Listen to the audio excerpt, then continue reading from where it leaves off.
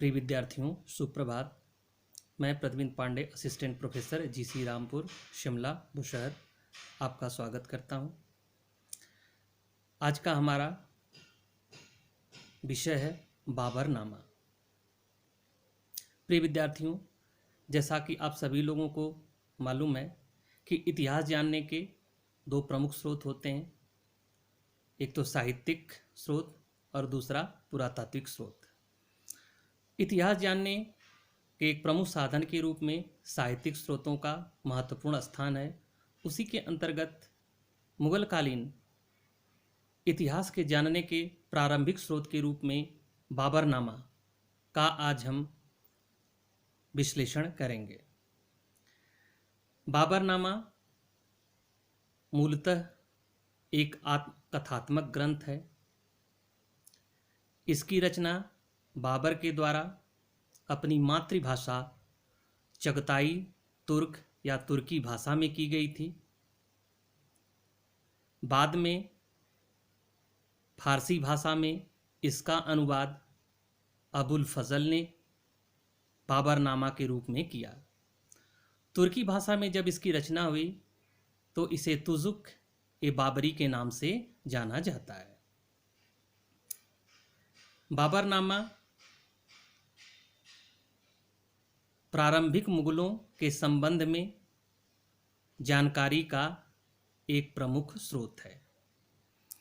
इसके महत्व को देखते हुए बाद में इसका अंग्रेजी भाषा और फ्रेंच भाषा में भी अनुवाद किया गया। अंग्रेजी भाषा में इसका अनुवाद लिंडसे ने किया।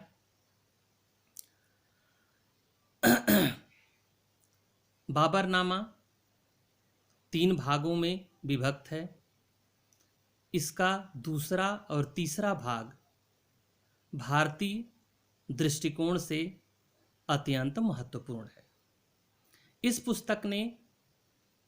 पुस्तक में बाबर ने उस समय की सामाजिक स्थिति, राजनीतिक स्थिति, धार्मिक स्थिति, सांस्कृतिक स्थिति, बौद्धिक स्थिति, भौगोलिक स्थिति, स्थापत्य कला आदि के संबंध में जानकारी प्रदान की है। बाबरनामा के महत्व को दर्शाते हुए लेन पूल ने कहा है कि यदि किसी एक पुस्तक को बिना किसी सहायक प्रमाण के स्वीकार किया जाए तो उस समय की स्थिति का वर्णन करने के लिए बाबरनामा एकमात्र ग्रंथ है।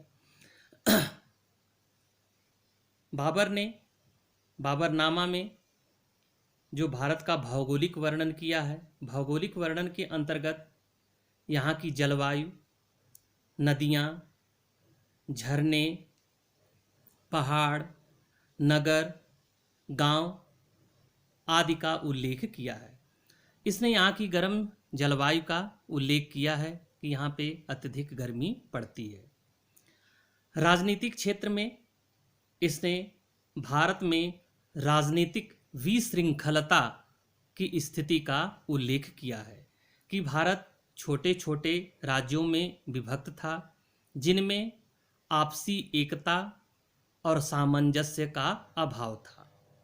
भारत की राजधानी दिल्ली थी। इस पुस्तक में उसने 5 मुस्लिम राज्यों तथा 2 हिंदू राज्यों का उल्लेख किया है।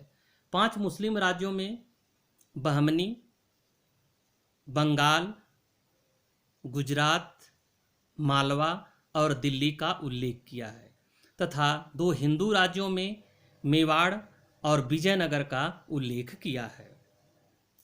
सामाजिक स्थिति का वर्णन करते हुए इसने कहा है कि भारत में 2 वर्ग, हिंदू और मुसलमान विद्यमान थे। भारत में सामाजिक जीवन अत्यंत रूढ़िवादी था और अनेक प्रकार की बुराइयों से ग्रस्त था। ब्राह्मण, क्षत्रिय, वैश्य और शूद्र का इसने उल्लेख किया है और राजपूतों की बहादुरी का उल्लेख करते हुए उसने कहा था कि राजपूत मरना जानते हैं, लड़ना नहीं जानते हैं। अतः यह कहा जा सकता है कि भारत की राजनीतिक विशृंखलता की स्थिति का उसने लाभ उठाया और जिसकी वजह से वह भारत में शासन स्थापित करने में सफल रहा। आर्थिक दृष्टिकोण से भारत की आर्थिक समृद्धि तथा संपन्नता का उल्लेख करता है। वह कहता है कि सोने चांदी का अपार भंडार था।